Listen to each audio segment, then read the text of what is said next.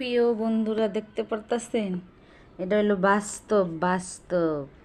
দেখুন, রসুন 1 কেজি, আদা হইল আধা কেজি। এগুলি ব্লেন্ডার করতেছিলাম, ছিলতে তো অনেক সময় লাগে ব্লেন্ডার মেশিন, কিন্তু হঠাৎ করে আমার ব্লেন্ডারটা বন্ধ হয়ে গেল। এখন কি করার আছে, আমার তো এটি বাড়তেই হবে। তারপরে নিয়ে নিলাম পাটা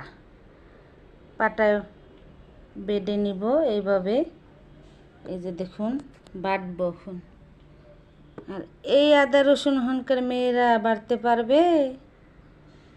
সব আধুনিক হয়ে গেছে, কিন্তু বাস্তবটাই তো মেন। বাস্তবটা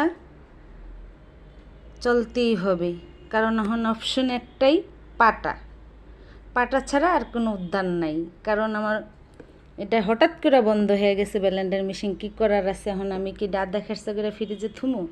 তাইলে তো ভালো হবে না। তাহলে অবশ্যই কি দরকার, এখন পাটা দরকার।